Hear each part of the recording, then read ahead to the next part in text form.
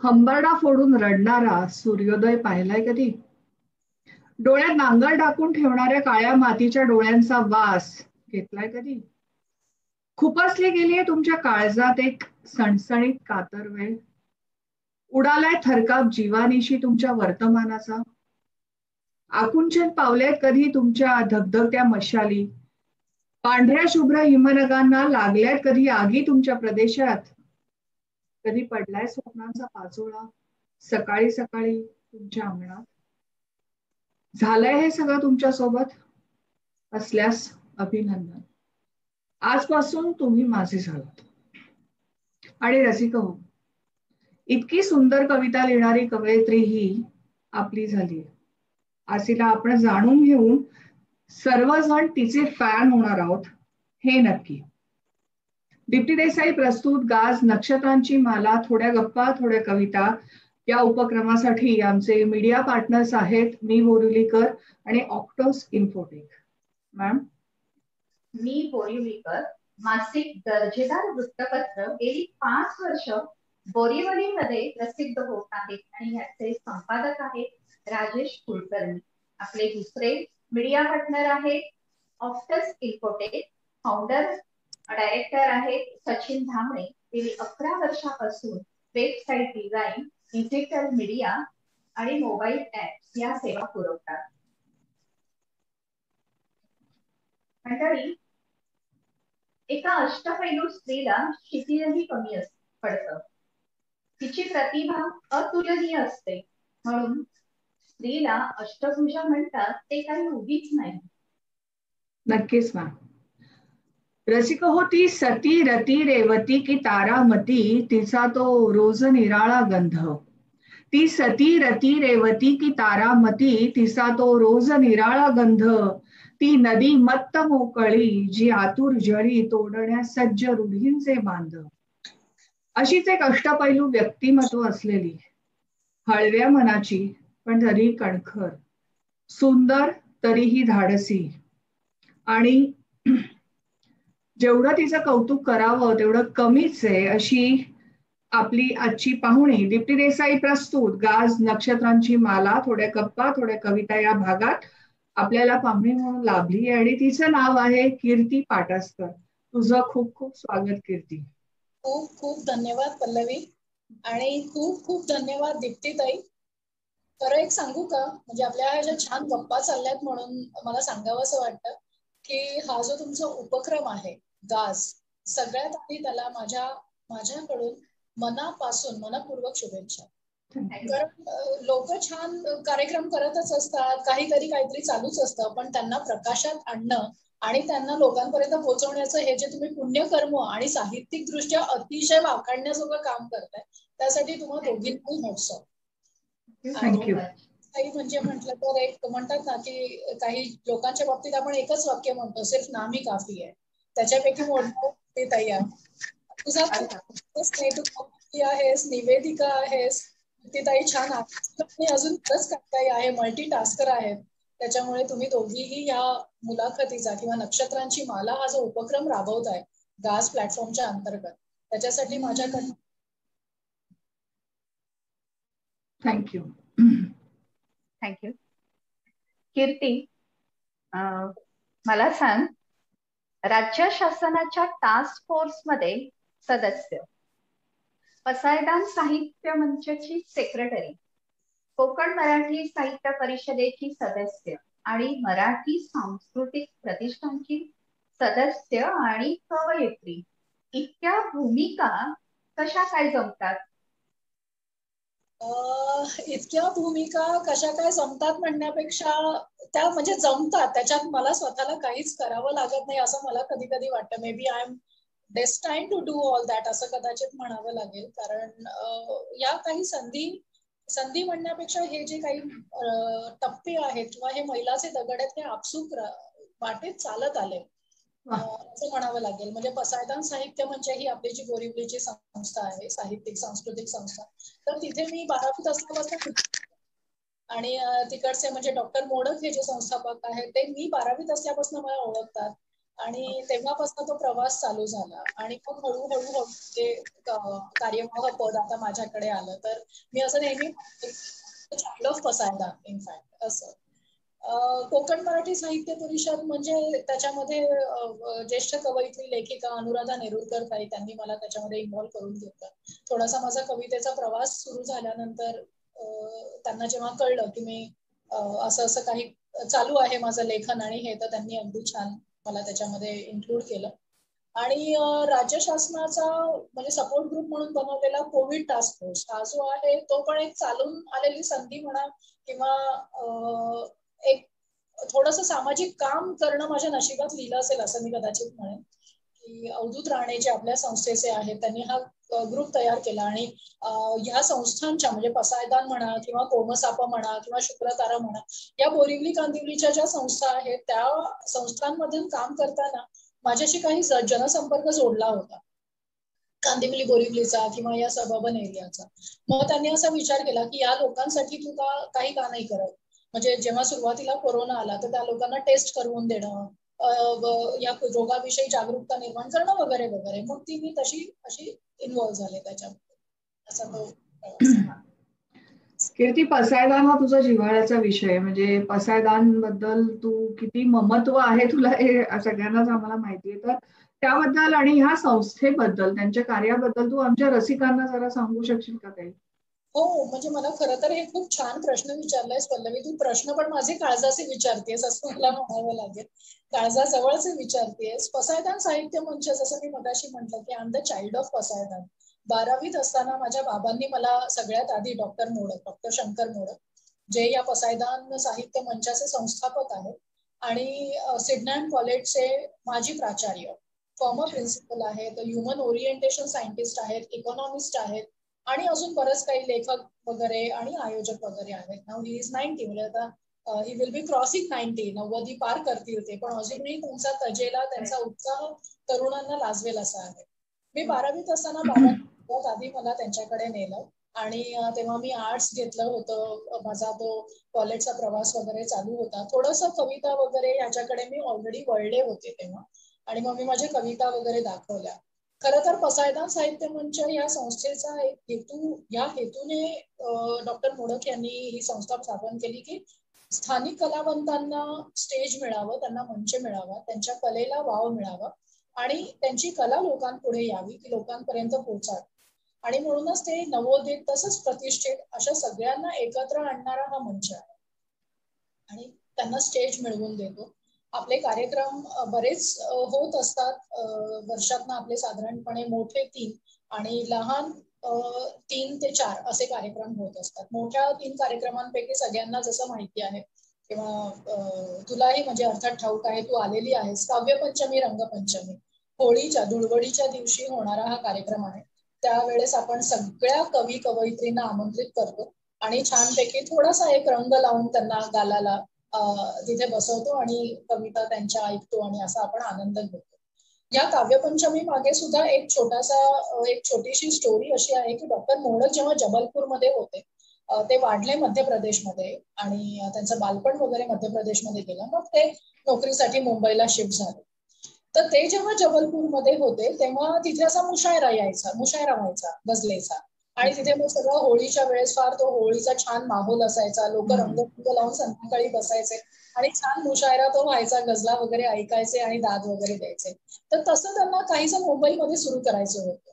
म्हणून मग आपण असे कुठलंही काय म्हणतात कुठलेही वर्गीकरण न करता की गझलेचा मुशायरा, कवितेचं कवी संमेलन असं न आणता आपण गझलकार, कवी, चारोळीकार सगळ्यांना आपण एका छताखाली आणतो, एका मंचाखाली आणतो आणि त्या दिवशी छान हा कार्यक्रम होतो. असे अजून 2 कार्यक्रम असतात की एक दुसरा असतो एक मुलाखतीचा कार्यक्रम ज्याच्यामध्ये आपण लेखक, दिग्दर्शक, निर्माते आणि अजून चित्रपट आणि इतर अनेक क्षेत्रात महत्वपूर्ण योगदान करणारे जे हे आहेत, मंडळी आहेत, व्यक्ती आहेत, आपण त्यांची मुलाखत घेतो.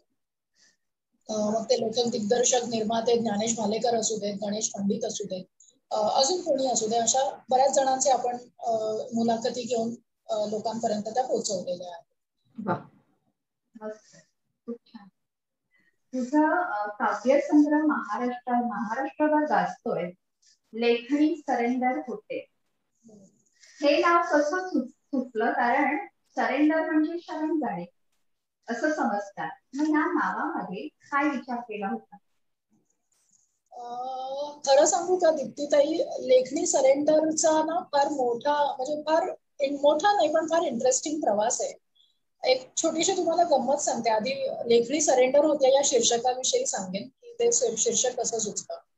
जेव्हा काव्यसंग्रह काढायचं ठरवलं तेव्हा सगळा तो संग्रहाचा मूड बसवावा लागतो एखाद्या कवीला, आणि त्याप्रमाणे त्या कविता आपल्याला त्या अनुक्रमे त्या बसवाव्या लागतात. असा म्हणजे तो असा एक वेगळी मूड असायला पाहिजे की प्रेम म्हणजे अगदीच प्रेमाच्या नाही, विरह म्हणजे अगदीच विरहाच्या नाही. तर तो मूड जेव्हा बसवला, कविता जेव्हा बसवल्या आणि जेव्हा गोष्ट शीर्षकापर्यंत आली, तेव्हा माझं एक म्हणणं होतं की पूर्ण कवितेचा आढावा घेऊन एखादं विचारपूर्वक शीर्षक देण्यापेक्षा आपण एखाद्या कवितेचं शीर्षक हे संग्रहाचं शीर्षक देऊया. माझी जी कविता आहे लेखणी सरेंडर होतीये, तर त्यामध्ये असं आहे की लेखणी कोणाला सरेंडर होतीये, तर लेखणी लोकशाहीला सरेंडर होतीये, लेखणी दडपशाहीला सरेंडर होतीये, आणि लेखणी अजून अशा बऱ्याच गोष्टींना सरेंडर होतीये. तर ती जी कविता आहे ती थोडीशी माझ्या काळजाजवळची होती, आणि शीर्षक म्हणाल तर ते थोडं ग्लोबल होतं लेखणी सरेंडर होण्याचं. ही अशी एक स्टेज आहे किंवा हा असा एक फेज आहे त्याच्यामधनं बरेच कवी लेखक गेलेले असतात आणि गेलेले आहेत, जात आहेत, आणि म्हणून मग मी ते ठरवलं की लेखणी सरेंडर होतीये हेच एक शीर्षक द्यावं. त्याच्यात थोडं गंमत सांगायचं झालं तर ऑफ द रेकॉर्ड तुम्हाला एक सांगते की माझी अजून एक कविता आहे की विळीची धार गेलीये, जी कविता फार लोकप्रिय आहे आणि रसिकांना ती खूप आवडते. म्हणजे खरं तर माझी ती ओळख होणारी ती कविता आहे. माझी ओळख ज्याच्याने झाली की ती विळीची धार गेली आहे ती कविता. तर मला असं वाटलं की मग मी विळीची धार गेली आहे हे शीर्षक देते. पण अगेन विचार करायला गेलं तर हे थोडंसं नकारात्मक शीर्षक होतं की विळीची धार गेली आहे. म्हणजे मग ते एक स्त्रीचं प्रतिनिधित्व करणारी ती कविता आहे. मग आता स्त्री तशी राहिली आहे का, तिची धार खरंच गेली आहे का? तर तुम्हाला, मला, पल्लवीला आणि अशा अनेक स्त्रियांना बघताना कोणाला हे पटेल का किंवा खरं वाटेल का की स्त्रीची धार गेलीये, विळीची धार गेलीये? तर मग ते तसं नको. आपण किती वेळा आपण ते स्टिरिओ टाईप करणार आहोत. म्हणून ते जो शीर्षक आहे अजून कुठलं ते टाळलं आणि मग लेखणी सरेंडर होतीये. पण याच्यात मी जसं मनोगतात म्हणतं की लेखणी सरेंडर होतीये तर ती रसिकांच्या प्रेमाला होतीये, ती समीक्षकांच्या समीक्षणाला होतीये, ती परीक्षकांच्या परीक्षणाला होतीये, आणि ती सगळ्या तुम्हाला ती सरेंडर होतीये. अरे वा, खूप छान. तुझ्या लेखणी सरेंडर होतेचा विषय आता निघालाय, तर तुझं पहिलं अपत्य म्हणता येईल साहित्य क्षेत्रातलं, बरोबर ना? तर याला 2020 साली मला वाटतं राज्यस्तरीय काव्य उन्मेष पुरस्कार मिळाला. तर मग पहिल्या अपत्याचं साहित्य क्षेत्रातल्या असं कौतुक बघताना तुला नक्की काय वाटलं? पहिला पुरस्कार, पहिलं पुस्तक जे असतं ना, ते पहिलं पुस्तक पहिल्या बाळासारखं असतं. तेच. पहिलं बाळ होताना जो आनंद असतो की बा पहिलं बाळ आलं, पहिलं पुस्तक बाजारात येताना किंवा पहिलं पुस्तक साहित्य क्षेत्रात असताना तसं. आणि मग त्या पहिल्या बाळाला जसं कोणीतरी पहिलं बक्षीस मिळालं की म्हणजे आपल्याला बाळ धावत धावत येऊन सांगतं की मुलं, अरे आई मला हे पुस्तक, मला हे बक्षीस मिळालं. तर ते भले कितीही छोटं असू दे किंवा कितीही मोठं असू दे, अगदी एक छोटंसं, म्हणजे मला अजून आठवतंय माझं पहिलं पारितोषिक मला 5वीत असताना मिळालं होतं, आणि ते एक पेन होतं, एक सिंगल पेन, बॉल पेन, आणि ते मला अजूनही लक्षात आहे की कारण ते पहिलं पारितोषिक होतं माझं, पहिल्यांदा शाळेतून मिळालंय. आणि काव्य उन्मेष पुरस्कार हाही माझ्यासाठी इतकाच महत्वाचा आहे कारण पहिल्या संग्रहाला मिळालेला पहिला पुरस्कार आहे. डोंबिवलीला काव्यरसिक मंडळ हा जो ग्रुप आहे किंवा हा जो समूह आहे त्याच्यामध्ये ठाणे, डोंबिवली आणि आजूबाजूच्या परिसरातले अतिशय चांगले कवी, प्रस्थापित असं मी नाही म्हणणार पण प्रस्थापित, प्रतिष्ठित आणि संवेदनशील कवी त्याच्यामध्ये आहेत.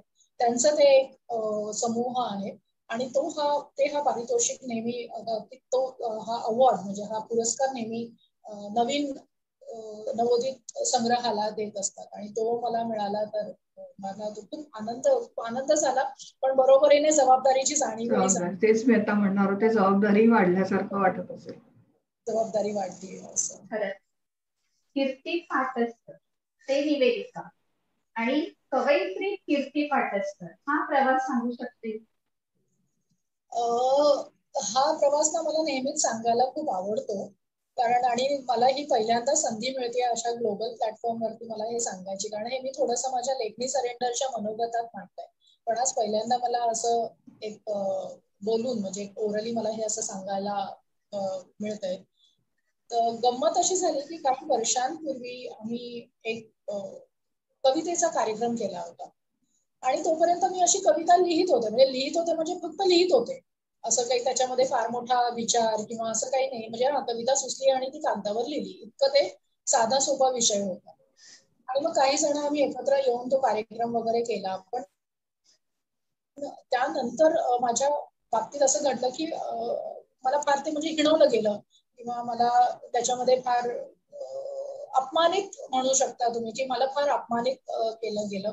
इतकं की म्हणजे मला कार्यक्रमात आम्ही हाकलून देऊन तू अतिशय घाणेरडं लिहितेस, तू अतिशय वाईट लिहितेस, तुझं निवेदन चांगलं नाही आहे, तुला आवाज नाहीये निवेदनाचा, तुला निवेदनाची लकब अजून कळलेली नाहीये, त्याच्यातला जो एक म्हणतात ना सोल ते तुला कळलेलं नाहीये. हे आणि अशा बऱ्याच गोष्टी ऐकवल्या गेल्या. इतकं की स्टेजवरनं हाकलून देण्याच्या गोष्टी आणि तिथपर्यंत माझ्या बाबतीत ते घडलेलं. त्याचा मला खूप त्रास झाला, त्याचा मला खूप धक्का बसला. पण त्याच्यामुळे मला एक फायदा असा झाला की मी त्यानंतर कवितेकडे फार सिरियसली बघायला लागले, फार गांभीर्याने बघायला लागले. म्हणजे कवितानंतर खूप वाचायला लागले. त्याच्यानंतर म्हणतात ना की कवितेचा हात हातात घेऊन मी जायला लागले. ते कविता म्हणजे काय मी तिथपासून सुरुवात केली. त्याच्यानंतर मी लिहिणं थोडं थांबवलं आणि पूर्ण सगळं जे लक्ष आहे, सगळा वेळ आहे तो पूर्ण वाचनाकडे दिला की आधी कविता म्हणजे काय ते समजावून. मग ती कविता हळूहळू म्हणजे जसं आपण वाचत जातो तसं आपल्याला सुचत जातं, शब्द संपत्ती आपली वाढत जाते, काही विषय शब्दबद्ध होत जातो. ही कवितेचा असा प्रवास सुरू झाला. त्याच्यानंतर त्यासोबतच म्हणजे हा पुनर्जन्म म्हणता येईल माझा साहित्य क्षेत्रातला हा पुनर्जन्म होता. त्याच्यानंतर बघायला गेलं तर मी त्यासोबतच निवेदनाचा अभ्यास करत गेले. म्हणजे मी कुठली अशी फॉर्मल कार्यशाळा वगैरे कधीच केली नाही. पण आपल्या ज्या कोणी उत्कृष्ट निवेदक आणि निवेदिका म्हणून आपल्याला ज्या कोणी दिसतात, ज्येष्ठ निवेदक निवेदिका दिसतात सुद्धा टाइमपर्यंत म्हणजे तर ह्या सगळ्यांचा मी खूप अभ्यास करत गेले, त्यांच्याबद्दल वाचत गेले.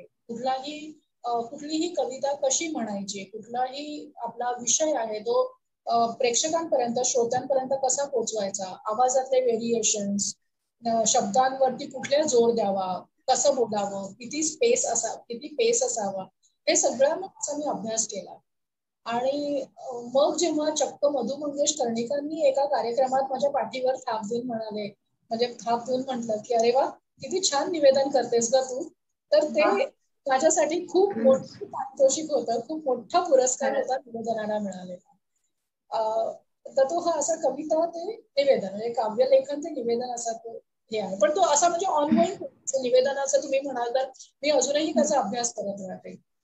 एखादी छान कविता समजा माझ्या वाचनात आली, सुनीताची जी कविता आहे की निळ्या नभाशी कातर वेळी काय बोलतो आपण, अनंतातल्या दूर दिव्यांचे काय मागतो आपण, निळी सावळी फक्त एकदा भेट होऊ दे म्हणतो, आणि त्या भेटीचे निळे आवर्तन पुन्हा मागतो आपण. तर ह्या ओळी जेव्हा मी वाचल्या तेव्हा मला त्या नुसत्याच म्हणजे दिवसभर मनामध्ये रेंगाळत राहिल्या, डोक्यात रेंगाळत राहिल्या. अगदी जागृत स्वप्न सुषुप्ती म्हणतात तसं मी त्या ओळी म्हणत गेले.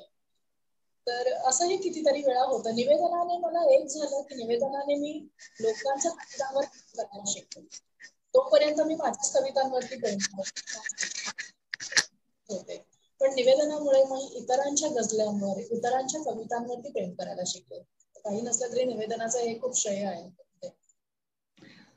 ऍक्च्युली तुझा खूप अभिमान वाटतो कीर्ती हे सगळं ऐकल्यावर की तू आता म्हणालीस तसं तुला फार अपमानास्पद वागणूक दिली आणि जे संवेदनशील असतात ते कुठेतरी डिस्टर्ब होतात, त्यांना एक तो प्रचंड सेटबॅक असतो की अरे पण तू रिसिलेक्ट झालीस फिनिक्स पक्षासारखी आणि हे खरोखरच ग्रेट आहे. आणि मला वाटतं रसिकांनो याची नोंद एक घेतली पाहिजे की आपल्याला कोणी कितीही इन्सल्टिंग बोललं तरी सुद्धा आपण स्वतःवरचा विश्वास न गमावता पुन्हा उभं राहता आलं पाहिजे. तुझा खरंच अभिमान वाटतो कीर्ती, पण ऍक्च्युली आता मला एक प्रश्न पडलाय तुझा सगळा प्रवास आतापर्यंतचा ऐकून, की त्या मागे तुझ्या घरच्यांचं किंवा तुझ्या शाळेचं योगदान किती? कारण श्रीकांत कुलकर्णी तुझे बाबा, आय थिंक तेही लेखक आहेत, आय थिंक नाही तेही लेखक आहेत, त्यांची 5-6 पुस्तकं प्रसिद्ध झाली आहे. तर हा बाबांचा इम्पॅक्ट आहे असं म्हणशील का? शाळेतल्या कुठल्या आठवणी ज्याच्यामुळे मराठीवर प्रेम करणं किंवा साहित्यावर प्रेम करणं तू शिकलीस? सगळ्यात आधी हे श्रेय बाबांना जाईल, कारण ते जे बीज माझ्याकडे लेखनाचं आलेलं आहे ते आपसुकच त्यांच्याकडनं आलेलं आहे. आणि घरी म्हणजे मी लहान असताना असं व्हायचं गंमत, की माझी आई इंग्रजी माध्यमाची आणि बाबा मराठी माध्यमाचे. त्याच्यामुळे आणि असं व्हायचं की बाबा मला सावरकरांच्या कविता ऐकवायचे, बाबा मला माझी जन्मठेपची स्टोरी सांगायचे, बाबूजी जन्मठेप, अजून काही. आणि आई मला किंवा बाबा सुद्धा त्या बाबतीत, की मला चार्ल्स डिकन्स कोण होता, मग डिकन्सचं काय होतं, मग ऑलिव्हर क्रॉम्वेल कोण होता, मग ऑस्कर वाईल्ड कोण होता, मग त्याचं सगळं सांगायचंय. म्हणजे ऑलिव्हर याचं चार्ल्स डिकन्स जे काही म्हणजे आता David Copperfield, Charles डिकन्सचं David Copperfield होतं. अल्फ्रेड लॉर्ड टेनिसनची जी कविता होती की the charge of the light brigade, तर ते मला आई सांगायची. तर अशा पद्धतीने मला गंमत अशी की इंग्रजी साहित्य आणि मराठी साहित्य हे दोन्ही एकाच छताखाली त्यांच्या सोबत मी वाढले. आणि हे लेखनाचं बीज बाबांकडनं आलं. पहिली कविता झाली 7वीत असताना, आणि त्याला कारणीभूत ठरल्या माझ्या शाळेतल्या मराठीच्या बाई सौ संध्या म्हात्रे. त्या मराठी इतकं सुंदर शिकवायच्या आणि इतकं जीव तोडून शिकवायच्या की मराठीबद्दल फार एक आपुलकी, प्रेम निर्माण झालं. आणि त्याच्यामुळे मग ती कविता म्हणजे क्रिएटिव्ह रायटिंग किंवा क्रिएटिव्ह स्किल जे म्हणतात ते त्याच्यामुळे मला एक थोडंसं इव्हॉल्व्ह होत गेलं. त्याच्यामुळे तो एक प्रगत होत गेले मी. त्यामुळे कवितेचं श्रेय जसं जेवढं लेखनाचं श्रेय बाबांना आहे, तेवढं पहिल्या कवितेचं श्रेय आणि तिथपासून सुरू झालेला प्रवास त्याच्यामुळे तो माझ्या मराठीच्या बाईंना जातो. नुसतं मराठी पाठ्यपुस्तकापुरतं मर्यादित न ठेवता त्यांनी पूर्ण आम्हाला मराठी साहित्य क्षेत्राशी निगडीत ठेवलं त्यांच्या शिकवण्यातून. आणि म्हणून आम्ही मराठीवर प्रेम करायला शिकलो. त्याचा असा फायदा झाला. तर तुला नुकताच वाघीण पुरस्कारही मिळालाय, त्याविषयी आम्हाला आणि आमच्या रसिकांना कळू देत ना. कोविड साठी राज्य सरकारच्या टास्क फोर्सला सपोर्ट म्हणून तयार करण्यात आलेला हा जो ग्रुप आहे, कोरोना रिलीफ हा ग्रुप, तर त्या कोरोना रिलीफ या ग्रुपसाठी काम करणं हा एक माझ्यासाठी खूप आगळा वेगळा आणि विलक्षण अनुभव होता. म्हणजे जसं मी मगाशी म्हटलं की कांदिवली बोरिवली परिसरातल्या लोकांना मदत करणं, टेस्ट करणं, बेड मिळवून देणं, त्यांना काही मदत लागल्यास कुठल्याही प्रकारची कोविड संदर्भात ती करणं हे होतं. बरेच अनुभव आले जेव्हा पेशंट यायचा किंवा जेव्हा एखादा पॉझिटिव्ह टेस्ट व्हायचा आणि बेड हवाय, हॉस्पिटल हवंय, टेस्ट हवंय, अमुक आता बघायला गेलं तर होम हवंय वगैरे वगैरे, तेव्हा खूप एक धावपळ केली जायची, पण त्याच्यामध्ये खूप आनंद असायचा खूप. आणि पेशंटला म्हणजे जे मिळवून दिलं की खूप समाधान वाटायचं. कधी कधी असंही झालं की पेशंटला वाचवू शकलो नाही आणि पेशंट कितीतरी दगावले, तेव्हा इतकं वाईट वाटलं की असं वाटलं की खरंच आपण हे काम का करतोय, म्हणजे सगळं गिव्हअप करावं, सगळं सोडून द्यावं असंही वाटतं. पण तसं केलं नाही. काम आपलं जे काही आहे, खारीचा वाटा जो उचलता येईल तो चालू ठेव. आपल्याकडे एक ईशान संगमनेरकर म्हणून कवी आणि आयोजक आहेत. ते नेहमीच अशा या सामाजिक कार्याचा गौरव करतात त्यांच्या संस्थेतून. तर हा जो वाघीण पुरस्कार आहे हा मला त्यांच्या संस्थेतून मिळालेला आहे. आणि यामध्ये हा मला फार जवळचा आहे किंवा हा माझ्यासाठी खूप महत्वाचा आहे याला कारण त्याच्या मागे एक छोटीशी कहाणी आहे की संगमनेरकर स्वतः त्यांची जी मुलगी होती, जी आता नाहीये आपल्यात, सौ अश्विनी तांबे, हिच्या प्रित्यर्थ दिला जाणारा हा पुरस्कार आहे. तर ही अश्विनी तांबे तिचा हुंडाबळी गेला काही वर्षांपूर्वी आणि मुलीचं प्रेत अक्षरशः अंगावर घेऊन बापाने तिचे अंत्यसंस्कार केले. म्हणजे हे मला सांगताना अक्षरशः म्हणजे माझ्या अंगावर अजूनही काटा येतो.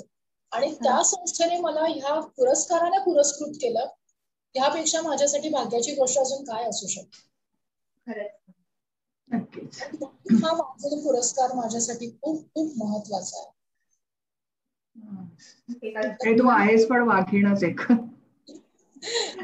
माहित आहे. हे जरा थोडं लाईटर नोटवर करायला मी बोलले. कीर्ती, पण ऍक्च्युली तुझ्या पर्सनॅलिटीतला अजून एक आस्पेक्ट म्हणजे तू एक फूड ब्लॉगर आहेस. हो. तर त्या बाबतीत तुझे अनुभव काय? आणि एवढं फूड ब्लॉगिंग करताना कुठे कुठे जाऊन खावंही लागत असेल, तर तरी सुद्धा एवढं छान मेंटेन ठेवलंय, इतकी छान दिसतेस तू.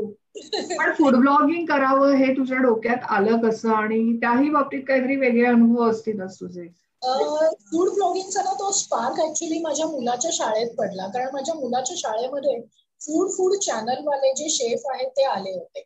आणि अच्छा. पालकांना बोलवलं होतं की जे बोलू शकतात किंवा जे कम्युनिकेट चांगलं करू शकतात, त्या शेफशी चांगला संवाद साधू शकतील. तर मी त्याच्यापैकी एक होते. आणि मग त्या शेफला मी भेटले, त्यांच्याशी बोलले वगैरे वगैरे. आणि मग त्यांनी आमच्या काही पालकांचा डेटा घेतला आणि त्यांनी आम्हाला चॅनलवरती बोलवलं. त्याच्यामुळे फूड चॅनलवरती मी 2दा गेले. एकदा संजीव कपूरच्या एका शो वरती त्यांनी माझा आवाज घेतला होता क्वेरीसाठी. म्हणजे तुम्ही क्वेरी विचारा, आपण जे शो मध्ये बघतो ना की अमुक अमुक या ठिकाणी काही क्वेरी विचारतीये, तसं घेतला होता. आणि टी टाइम विथ हा जो कार्यक्रम करायचे, तर त्याच्यासाठी मी गेस्ट म्हणून गेले होते. आणि तिथे माझा या फूड इंडस्ट्रीशी आलेला पहिला संपर्क.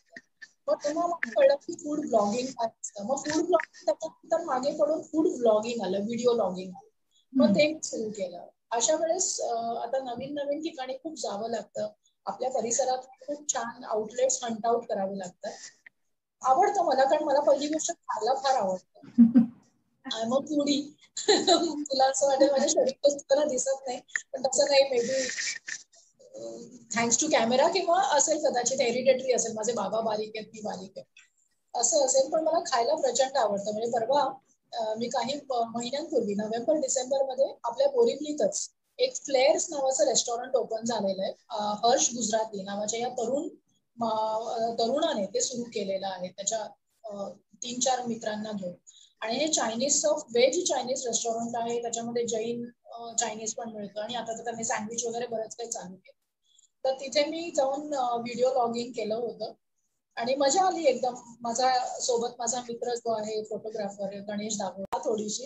नाही तर मग ती क्वांटिटी घरी आणावी लागते. कारण आता परवा जेव्हा आम्ही केलं तर चायनीजचा तो असा व्हेज राईस म्हणा किंवा नूडल्स म्हणा, जे काही त्यांनी दिलं होतं, टोमॅटो राईस होता. आणि हे तर इतकी क्वांटिटी होती, तर ती इतकी क्वांटिटी काही जात नाही. पण तरी बऱ्यापैकी मी खाल्ली.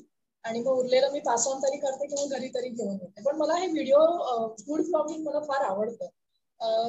एक त्याचा फायदा असा होतो की फक्त कविता, लेखन, साहित्य याच्याशी निगडीत न राहता आपल्याला अमराठी लोकांशी तिथे कनेक्ट होता येतो.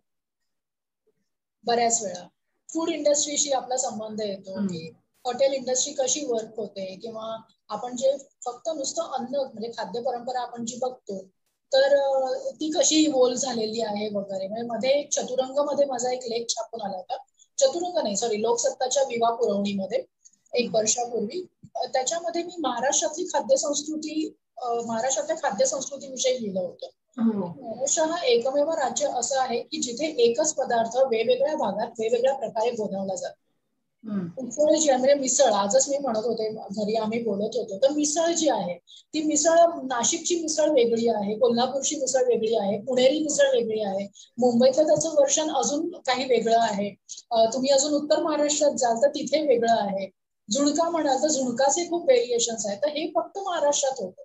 पश्चिम महाराष्ट्र, पश्चिम घाटवरती, कोकण किनारपट्टी, उत्तर महाराष्ट्र, दक्षिण महाराष्ट्र, मध्य महाराष्ट्र, यामध्ये सगळ्याच महाराष्ट्र विभागला गेला. त्याप्रमाणे त्याची खाद्य परंपरा विभागली गेलेली आहे. गावचं भरीत हे आपल्या भरतापेक्षा खूप वेगळं आहे, बरोबर की नाही? तर असा तो एक हे आहे. मग त्याच्यानंतर असं म्हणजे एकदा त्याच्यामध्ये आवड निर्माण झाली, त्याच्यामुळे त्यामध्ये काम करत गेले. मुळात म्हणजे we can conclude it like it की तुला खायची आवड असल्याने बेसिकली गुड. पुढच्या वेळेला मला घेऊन जा. येस, नक्की घेऊन जाऊ. त्याच्यानंतर मी सारे खवय्ये होतं, तर मग आम्ही सारे खवय्येवरती माझे 2 एपिसोड शूट झाले. त्याच्यानंतर कलर्स मराठीवरती प्रशांत दामले सरांबरोबर आज काय स्पेशल हा त्यांनी कार्यक्रम चालू केला होता. तर आज काय स्पेशल माझा एक एपिसोड झाला. आणि असं ते पण गोष्ट अशी होती की मला एक खंत पण वाटते की या व्हिडिओ लॉगिंगला किंवा या फूड ब्लॉगिंगला मी जास्त वेळ नाही देता येत मला कधी कधी. मध्ये बराच गॅप निघून जातो, बराच काळ निघून जातो असं. ठीक आहे, छान आहे, मला आवडतं. बरं कीर्ती, केवळ चूल आणि मूल मध्ये रमणाऱ्या स्त्रियांना, किंवा मी असं म्हणेन की घरच्या जबाबदारीमध्ये वाहून स्वतःची आवड छंद जोपासायला वेळ नाही असं म्हणून लक्षात दिलं जात नाही अशा आपल्या मैत्रिणींना तू मैत्रीण म्हणून काय सांगशील? हा प्रश्न ना मला काही वर्षांपूर्वी किंवा काही काळापूर्वी मलाही फार सतावत होता. पण त्याच्यावर एकच सोल्युशन असं आहे सगळ्यात मुख्य, म्हणजे की टाइम मॅनेजमेंट. जे बऱ्याच वेळा आपण करायला विसरतो किंवा आपण करू शकत नाही. टाइम मॅनेजमेंट हा पहिला त्याच्यातला एक पर्याय आहे. आणि दुसरा पर्याय म्हणजे फॅमिली सपोर्ट. या दोन जोरांवरती तुम्ही कुठलीही ध्येय आजही साकार करू शकता. म्हणजे age is just a number. तुम्ही किती वयाचे असा, तुम्ही आयुष्याच्या कुठल्याही टप्प्यावर राहा, जी ध्येय आहेत किंवा तुमचं जे मानस आहे कधी समजा तुम्हाला काही करायचं आहे, तर समजा मुलं उठतात 9 वाजता किंवा 8 वाजता आणि तुम्हाला लेखनाला बसायचं आहे, तर तुम्ही त्याच्या अगोदर बसा. जर तुम्हाला माहितीये की तुम्हाला 8 वाजल्यानंतर सकाळी किंवा 9 वाजल्यानंतर तुमचा पुढचा दिवस हा बिझी जाणार आहे, तेव्हा तुम्हाला स्वतःकडे किंवा स्वतःच्या छंदांकडे, स्वतःच्या कमिटमेंटकडे लक्ष द्यायला वेळ नसणार आहे, म्हणजे स्वतःच्या वैयक्तिक बाबींकडे. तर मग तुम्ही घरचे उठायच्या अगोदर किंवा घरचे झोपल्यानंतर किंवा मधल्या वेळेस. तिसरा मुद्दा याच्यामध्ये महत्वाचा म्हणजे डिजिटल डिटॉक्स, जो मी नेहमी करते आणि जो आपण खूप वेळा करत नाही. डिजिटल डिटॉक्स म्हणजे सोशल मीडियापासून थोडंसं रिटायरमेंट घ्यायला हवं, थोडंसं विरक्त व्हायला हवं. आपण सतत व्हॉट्सअप, फेसबुक, युट्यूब याच्यावरती इतके गडलेलो असतो, म्हणजे काय आपण फ्रुटफुल करतो, त्याच्यात काय प्रोडक्टिव्ह करतो, तर आपण एवढं बघत असतो. आणि तुम्ही एक दिवस फक्त मोबाईल बाजूला ठेवून बघा किंवा 4 तास मोबाईल बाजूला ठेवून बघा, तुम्हाला कळेल की हा मोबाईल आपला वेळ किती खातो. त्याच्यात आपण फॅमिलीशी कनेक्ट होतो, त्याच्यात आपण आपल्या स्वतःशी कनेक्ट होतो, म्हणजे इंट्रा पर्सनल कम्युनिकेशन ज्याला आपण म्हणतो, स्वतःशी व्यक्तिगत संवाद, तो आपण करू शकतो. आणि जेव्हा आपण स्वतःशी संवाद साधतो, आपण स्वतःला उकलतो, आपण स्वतःला टोकतो, आपण स्वतःला उलगडतो, तर ही जी सेल्फ इव्हॉल्विंग प्रोसेस असते ना, म्हणजे ती त्याच्यामध्ये खूप छान प्रकारे ती हे होते, उलगडून जाते. त्याच्यामुळे 3 गोष्टी मला हे नक्की सांगायला आवडेल की टाइम मॅनेजमेंट, डिजिटल डिटॉक्स आणि फॅमिली सपोर्ट, या 3 गोष्टी खूप महत्वाच्या आहेत. त्या जर तुम्हाला करता आल्या, मॅनेज करता आल्या, तर मग खूपच छान. तर आता मग फॉर एक्झाम्पल मी कलर्स मराठीच्या सख्खे शेजारी शो लिहित होते आणि ते एपिसोड लिहिताना खूप, म्हणजे एक एपिसोड साधारणपणे मला 1.5 तास वगैरे लागायचा, 1.5 पावणे 2 तास. आणि एका दिवसात मला कधी कधी 3 ते 4 एपिसोड द्यायचे असायचे. शिवाय मला क्लासेसमध्ये लेक्चर्स असायचे. मग मी काय करायचे, घरचे उठायच्या अगोदर पटकन सकाळी लवकर उठून नाश्त्याची वगैरे तयारी आदल्या दिवशी बनवून सकाळी लवकर बसायचे. आणि मग सकाळी 6 ते 7:30 किंवा 7 ते 8:30 अशा या 1-1.5 तासामध्ये माझा एक एपिसोड लिहून पूर्ण व्हायचा. मग मी तुम्ही चॅनलला पाठवून द्यायचे. मग त्याच्यावरचं आलेलं वर्क मी दुपारी करायचे. मग असं म्हणजे मग मुलं उठली की मग त्यांचा ब्रेक. आता मुलं तर घरीच आहेत, कोरोना आहे, लॉकडाऊन आहे, हे सगळं. तर त्याच्यामुळे हे असं मग टाइम मॅनेजमेंट काहीतरी करावं. चौथा मुद्दा याच्यामध्ये अगदी प्रकर्षाने सांगावा असं वाटतो की जो आपण सगळे ज्याला बळी पडतो तो म्हणजे गिल्ट. प्लीज सगळ्या स्त्रियांना सांगणार आहे, गिल्टला बळी पडू नका.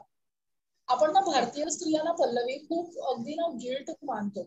मुलांना जे हवं ते देता आलं नाही की गिल्ट येतो, नवऱ्याला हातात ताट देता आलं नाही की गिल्ट येतो, सासूबाईंचं बोलणं ऐकलं नाही की गिल्ट येतो. मग मी आईला काय सहन करू शकले नाही. गिल्ट जो आहे ना तो आपल्या सखा सोबतही आहे, जेथे जाईन तिथे तू माझा सांगाती. It is like that. हाच आहे की गिल्ट येतो, पण तो गिल्ट नको, आपल्याला नको. हा गिल्ट आपण त्याला आमंत्रित केलेला तो पाहुणा आहे. बरोबर आहे. आणि या सगळ्या 4 गोष्टी तू बोललीस, एक मला ऍड करायला आवडेल की स्वतःच्या इन्स्टिंक्ट्सवर किंवा स्वतःच्या गुणांवर, प्रतिभेवर विश्वास ठेवायला पाहिजे प्रत्येक स्त्रीने. आणि मग हे तू जी 4 सूत्रे सांगितलीस ती फॉलो केली तर sky will be the limit. किती आता मगाशी तू तुझ्या शिक्षकांबद्दल बोललीस, तुझ्या वडिलांबद्दल बोललीस. आता तुला तुझ्या शिक्षकांकडनं आणि तुझ्या घरच्यांकडनं मिळालेला एक भावनिक किंवा साहित्यिक वारसा जो आहे तो तू ऍज अ शिक्षिका किंवा तू ऍज अ आई पुढे कसं काय पास ऑन करतेस? म्हणजे शिकवण्यासाठी का, म्हणजे शिक्षिका म्हणून का आई म्हणून, म्हणजे काय म्हणू तुला? दोन्ही. म्हणजे आता तुला शिक्षकांकडनं एक इन्स्पिरेशन मिळालं की त्या इतक्या छान शिकवायच्या की त्या विषयाची गोडी लागली, कारण एका म्हणजे शिक्षिकेने किंवा शिक्षकांनी तो विषय खुलवून सांगून मुलांचा इंटरेस्ट डेव्हलप होणं हेही तेवढंच महत्वाचं आहे. आणि कुटुंबाकडनंही, तुझ्या वडिलांकडनं, आईकडनंही तुला तो वारसा मिळाला साहित्याचा, तर तो तू समर आणि श्लोककडे कसा काय पास ऑन केला आहेस, किंवा तू तुझ्या विद्यार्थ्यांकडे तुझ्या शिकवण्यातनं कसा करतेस? जाणून बुजून श्लोक समरकडे पास ऑन केला गेला नाही, तो श्लोककडे आपसूक आला असं मला म्हणावं लागेल. कारण श्लोक आता नवीन कविता लिहायला लागलेला आहे. इंग्रजीत लिहित होतो, मराठीत एखादी दुसरीच कविता असेल. तर मला असं वाटतं की त्याचा जो कल आहे तो फार, म्हणजे माझा मोठा जो आहे श्लोक, तो त्याचा माझ्यासारखा आहे. लिंग्विस्टिक किंवा एक क्रिएटिव्हिटीकडे कल आहे. समर मी असं म्हणेन अजून लहान आहे, त्याला तेवढी ती डेप्थ म्हणा किंवा तेवढी ती हे कळत नाही अजून. 9-10 वर्षाचा असल्यामुळे हे नाही. पण ह्या सगळ्या शिकवण्याचा किंवा ह्या सगळ्या संस्कारांची कुठेतरी छाप आपल्यावरती पडते आणि त्याचे रिफ्लेक्शन्स ना मला माझ्या शिकवण्यामध्ये, मुलांना शिकवण्यामध्ये, क्लासेसमध्ये मुलांना शिकवण्यामध्ये फार उपयोगी पडतात किंवा ते दिसतात. बाबांनी सांगितलं की कुठली तरी लहानपणची गोष्ट आज मी माझ्या लेक्चर्समध्ये 10वीच्या वर्गाला किंवा 12वीच्या वर्गाला आपसूक सांगून टाकते की अरे हे असं असं झालं होतं, ते तसं तसं झालं होतं. कितीतरी इतिहासात ते किस्से आहेत किंवा इंग्रजी साहित्यातले कितीतरी किस्से आहेत. तर ते सगळे सांगताना मला त्याचा खूप फायदा होतो. मी पण तुझ्या शिकवण्यानंतर एखाद्या विद्यार्थ्यांनी मॅम मी ही कविता केली, जरा वाचून बघा, असा काही अनुभव आहे का? येतात मुलं बऱ्याच वेळा. खूप क्रिएटिव्ह रायटिंग करताना हे करतात की मॅम मी ब्लॉग लिहिलाय, प्लीज रीड. अरे वा. किंवा मला पण फूड ब्लॉगिंग करायचंय. खूप सारे जण करिअर हे म्हणून, करिअर काउन्सिलिंग म्हणून खूप अप्रोच होतात की मग मॅम तुम्ही आर्ट्सला होतात, मग आर्ट्ससाठी पुढे काय संधी आहे. किंवा इनफॅक्ट काही दिवसांपूर्वी माझ्या क्लासेसच्या ज्या ओनर आहेत, ज्या फॉर्मर प्रिन्सिपल आहेत ठाकूर विद्या मंदिरच्या, तर त्यांनी माझ्याकडनं आर्ट्स घेतल्यानंतर त्याच्या पुढे असणाऱ्या संधी मागून घेतल्या होत्या. विषय तुम्ही घेऊन ग्रॅज्युएट झालात किंवा 12वी नंतर तुम्हाला पुढे व्यवसाय करिअरच्या दृष्टीने काय संधी आहे, तुम्ही काय काय करू शकता. तर तसा तो फायदा म्हणजे होतो. कीर्ती, तुझं अष्टपैलुत्व प्रत्येक गोष्टीतून व्यक्त होतोय, पण तुझ्या बकेट लिस्ट मध्ये एखादी गोष्ट राहून गेली आहे अशी काही खंत वाटतेय का तुला? बकेट लिस्ट मध्ये राहून गेलेली आहे असं जर म्हणाल तर अनफुलफिल्ड ड्रीम्स मला आता तरी नाही सांगता येणार. कारण मला असं वाटतं आतापर्यंत ज्या ज्या गोष्टी झाल्या किंवा ज्या ज्या गोष्टी केल्या, तर ऍज आय सेड अर्लियर की I was destined to do this. Bucket list मध्ये नाही, आय एम फुल्ली कंटेंट, मी असं म्हणेन. म्हणजे पॉझिटिव्हली घ्यायला गेलं तर सध्या तरी अशी काही लिस्ट नाहीये माझ्याकडे. Good. Time will give the best answer असेल.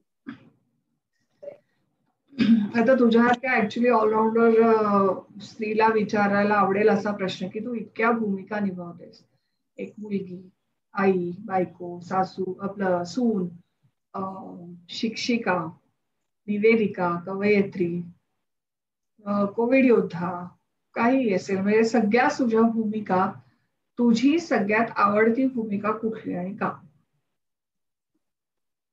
खरं तर ना पल्लवी, या 2 प्रकारच्या भूमिकांना आपण एकत्र क्लब नाही करू शकत. म्हणजे मला असं वाटतं की तू हे जे सगळे भूमिका मला सांगितल्या आहेत, तर घरची एक भूमिका वेगळी असते, जिथे आपण व्यक्तिगत, म्हणजे जिथे आपण म्हणतो की आई, मुलगी, सून आणि बायको हा एक आपण रोल प्ले करत असतो. आणि दुसऱ्या साहित्यामध्ये कवयित्री, लेखिका, निवेदिका असं काहीतरी. तर हे 2 वेगळ्या गोष्टी आहेत. म्हणजे साहित्यिक क्षेत्रात जर तू मला म्हणशील तर मला कवयित्री आणि निवेदिका या दोघांमध्ये निवड करणं फार अवघड आहे. त्याच्यामुळे मी दोन्ही एन्जॉय करते. म्हणशील आता सध्याच्या घडीला विचारशील तर माझं निवेदनावर तसूभर प्रेम जरा जास्त आहे. कारण माझा त्याचा अभ्यास चालू आहे, ते मला अजून त्याच्या बाबतीत अजून उत्खनन करायचं आहे. अजून त्याच्याविषयी जाणून घ्यायचंय, अजून इम्प्रुव्हमेंटला स्कोप आहे तिथे, माझ्यासाठी सुधारणेला वाव आहे. म्हणून कदाचित मला तिथे जास्त थोडासा कल निर्माण झालाय असं म्हणता येईल. घरच्या भूमिकांवरती सगळ्याच भूमिका आवडीच्या आहेत. आई म्हणशील तर आई, एक स्त्री आई असते, त्याच्यामुळे आई ही फार जवळची हे आहे, भूमिका आहे. मुलगी, सून, बायको त्याही तेवढ्याच आहे, पण आई अशी आहे की जी तुम्ही कधी दुर्लक्षित नाही करू शकत, त्या बाजूला नाही टाकू शकत. खरं. तरी एक तुझी कविता आम्हाला ऐकायची ना, ऐकवणार ना? हो, नक्की नक्की.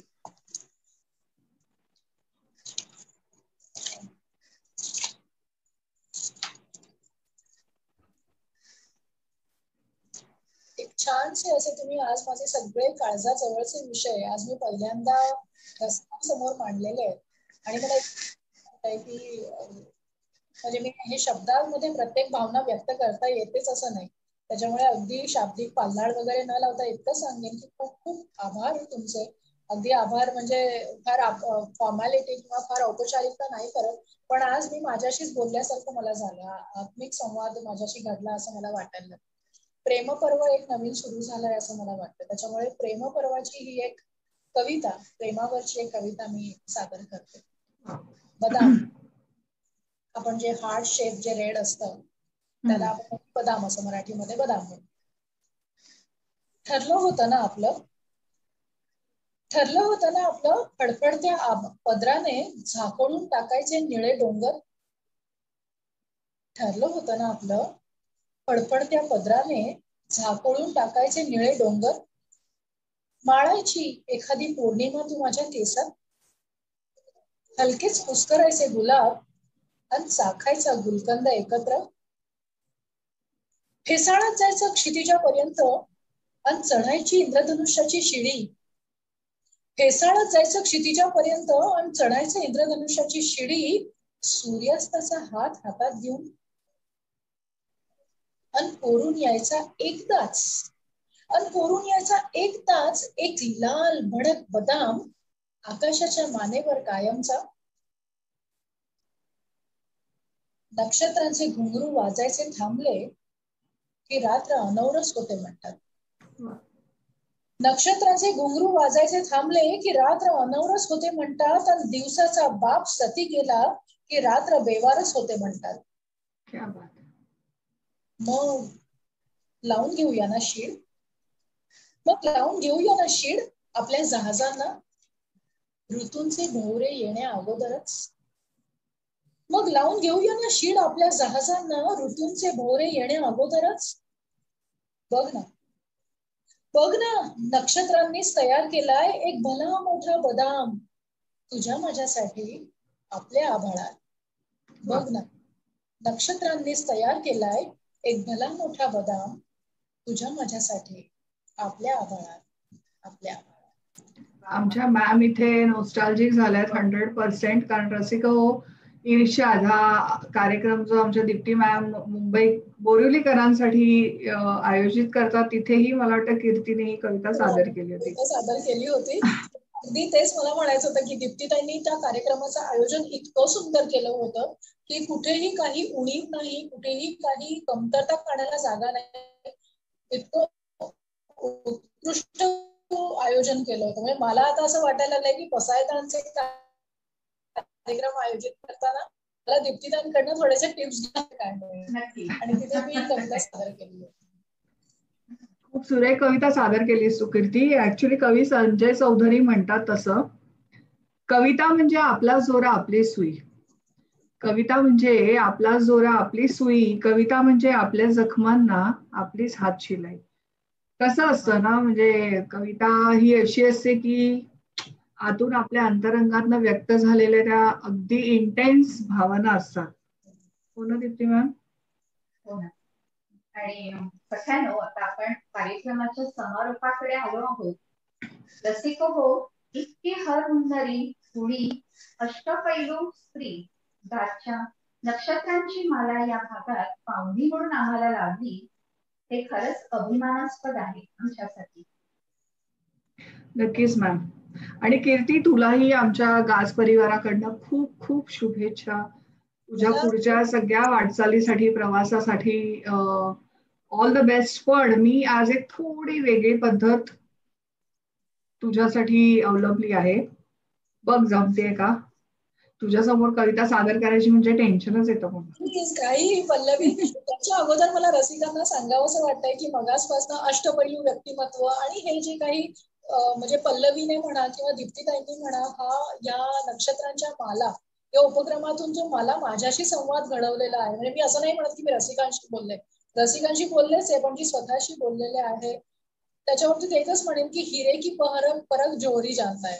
म्हणजे मी असं म्हणेन की हे स्वतः इतके वाखाणण्याजोगे आयोजक आहेत आणि स्वतः कवयित्री आहे, स्वतः लेखिका आहेत आणि अजून बरंच काही आणि ते इतर लोकांना प्रकाशात आणण्याचं काम करतायत. जसं मी सुरुवातीला म्हटलं, तर मी एकच म्हणेन की तो ज्वेलर जो असतो दागिने बनवणारा, तो अतिशय निष्णात असावा लागतो, तेव्हा तो दागिना जाऊन फार सुंदर दिसतो गळ्यामध्ये. तर तसे तुम्ही फार उत्कृष्ट आणि निष्णात ज्वेलर आहात दोघेही सोनार आहे. दीप्ती मॅम आमच्या नक्कीच.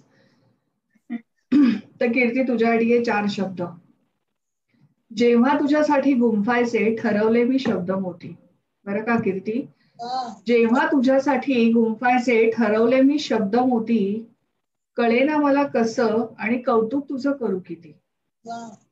पताका तुझ्या नावाची फडको क्षितिजावरती, पताका तुझ्या नावाची फडको क्षितिजावरती, पाय ठेवशील जिथे जिथे तिथली दरवळू देत माती.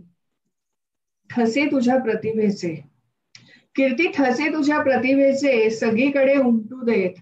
अष्टपैलू या शब्दाची व्याख्या तुझ्याकडे बघताच सगळ्यांना कळू देत.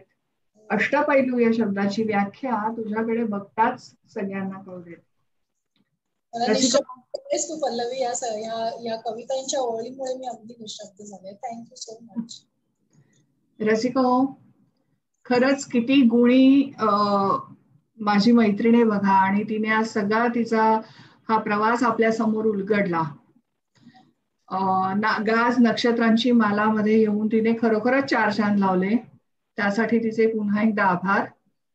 मी आधी म्हटलं तसे आमचे मीडिया पार्टनर मी बोरुलीकर आणि ऑक्टस इन्फोटेक यांचे नंबर्स आम्ही आमच्या डिस्क्रिप्शन बॉक्समध्ये देतच आहोत मंडळी. गाजवर दीप्ती देसाई प्रस्तुत गाजवर तुमचा लोभ आहेच, तो कायम ठेवा ही विनंती. धन्यवाद.